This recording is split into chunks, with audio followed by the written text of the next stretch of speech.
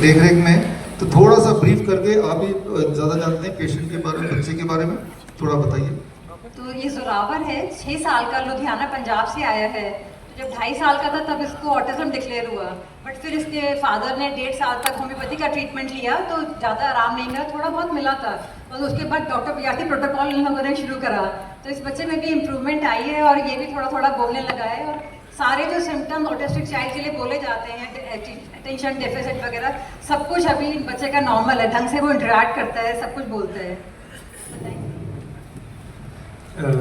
In short में बताना चाहूँगा कि स्टार्टिंग में जब इसका डायग्नोज हुआ तो हमने देखा कि इसको क्यों प्रॉब्लम आ रही है। तो सबसे रीज़न हमें पता लगा, तो वैक्सीन इसका पता लगा, तो हमने उसी वक्त स्टॉप कर दी लगवानी। तो उसके बाद जैसे हमने होम्योपैथिक ट्रीटमेंट लिया, 1.5 साल तक लिया, तो उससे भी थोड़ा बहुत फ़र्क पड़ा। तो उसके बाद जैसे हम ऑनलाइन वीडियोस देखते थे सर की, तो उसमें हमें अर्थिंग का पता लगा और हमने अर्थिंग मैट ऑर्डर की और इसको नंगे पैर ही खिलाना शुरू किया। उससे काफ़ी फ़र्क आना शुरू हुआ, छोटे छोटे चेंजेस आने शुरू हुए इसके।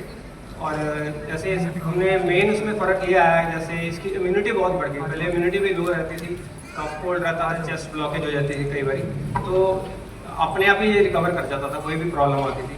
इसको कोई मेडिसिन नहीं देते थे, कोई कुछ नहीं देते थे, पर हमें सब कुछ करते मेन दिक्कत आ रही थी कि ये DAP डाइट फॉलो नहीं कर पा रहा था। हमने बहुत जोर लगाया कि ये फ्रूट्स खाए, कि बहुत ज़्यादा चूजी था और इसको कॉन्स्टिपेशन भी काफ़ी रहती थी। तो फिर जैसे मैं भी एक थेरेपिस्ट हूँ, तो इसको न्यूरोथेरेपी कहते हैं, वो इंडियन थेरेपी है प्योर, जैसे इसको प्रेशर एज मेडिसिन भी कह सकते हैं।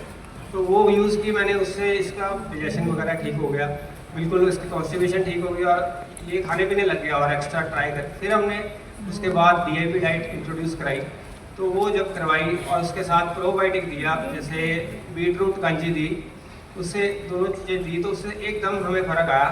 जैसे स्पीच आनी शुरू हुई, अंडरस्टैंडिंग लेवल इसका बहुत ज़्यादा कम था, वो ठीक होना शुरू हो गया।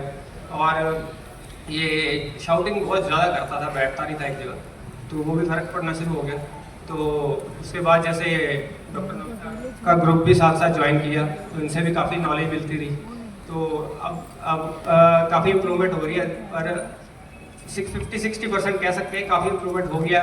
मुझे लगता है थोड़ी देर में बिल्कुल ठीक हो जाएगा। और थैंक यू डॉक्टर वीरा सिंह और थैंक यू। Thank you. तो ये स्टोरी है, यहाँ पे इन्होंने 2 मुख्य बात बताई है जो ऑटिज्म के बच्चों को करना चाहिए। और यहाँ आप देख रहे हैं bishrup.com/autism। अगर कोई भी ऑटिज्म का बच्चा मिलता है तो उसको ये फॉर्म भरना है और ऑटिज्म का इलाज हम लोग बिल्कुल मुफ्त करते हैं और उसके लिए हमारे पास आने की भी ज़रूरत नहीं है, राइट। आपने भी इसी फॉर्म को भर के यहाँ पे हमारे कॉन्टैक्ट में आए। तो हमारी team, doctor Namita and the team, उन बच्चों के पेरेंट्स को ट्रेन करते हैं, गाइड करते हैं, क्या करना है, कैसे करना है, कब करना है, कितना करना है, और साथ साथ मॉनिटर करते हैं। And this is absolutely free. तो ये वेबसाइट है bishrup.com/autism। ऑटिज्म एंड ADHD इनका अलग ही ग्रुप बना दिया है पूरा, और ये ग्रुप में सारे पेशेंट जो हैं, उनके फैमिली मेंबर्स, उनके पेरेंट्स, सबकी दिक्कतें एक जैसी हैं क्योंकि सबके बच्चों के सिम्टम एक जैसे हैं। सो दे अंडरस्टैंड ईच अदर, तुमको क्या करना है। और जब देखते हैं कि एक बच्चे की इंप्रूवमेंट हो रही है तो दूसरे पेरेंट के भी एनकरेज होते हैं कि हाँ, इनकी इंप्रूवमेंट तो हमें भी इंप्रूवमेंट होगी।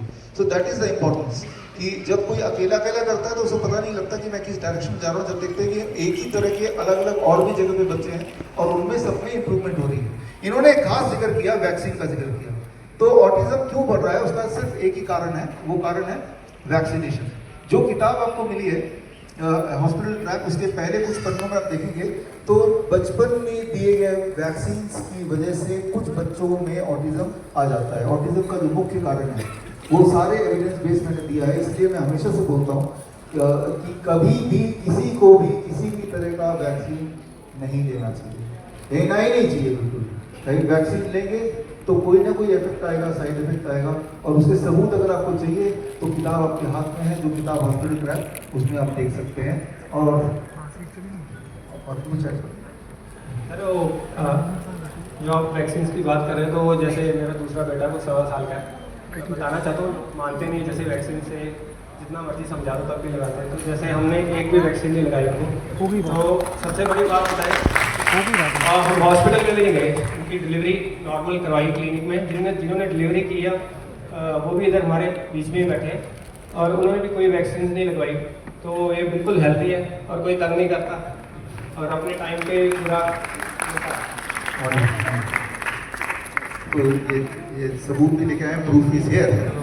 और ये तंग कर भी नहीं रहा है, फिलहाल तो नहीं कर रहा है, सुबह से बैठा हुआ है ना। तो ये सबूत है। जो बच्चे वैक्सीन के बिना वाले बच्चे हैं, वो देख के ही आप पहचान जाएंगे, वो अलग से देखेंगे, उनकी जो सोचने की ताकत है वो ज़्यादा होती है। मैंने पर्सनली एक्सपीरियंस किया। ये वैसे भी जो रैंडमाइज जो ऑब्जर्वेशन स्टडीज़ हुई हैं उसमें ये देखा गया, उनकी इम्यूनिटी ज़्यादा अच्छी होती है, उनकी सोचने की ताकत ज़्यादा अच्छी होती है, they are more developed, right. So conclusion ये है इस केस स्टडी का कि भाई अपने बच्चे को किसी भी तरह का वैक्सीन कभी भी नहीं लगाना। उसका प्रूफ आपको जो हॉस्पिटल ट्रैक किताब दी है उसके पेज नंबर मेरे ख्याल से 10-12 पेज नंबर में मिल जाएगा। तो ऐड सकते हो, ऐड करना कुछ? सो हमारा ये ऑटिज्म का प्रोग्राम फ्री है, तो सब लोग बच्चे अपना अपना एनरोल कर सकते हैं। बस एक फॉर्म भरना होता है, आपको ट्रीटमेंट मिलना शुरू हो जाता है और वो मज़ा आता है कि तो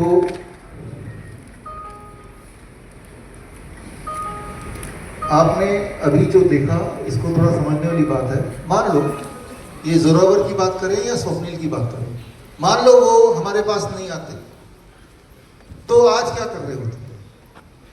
सोच के देखिए। ये जितने भी एग्जाम्पल्स आपने देखे, मान लो नहीं वो डायलिसिस पहले गौड़ साहब अगर हमारे पास नहीं आ रहे होते तो आज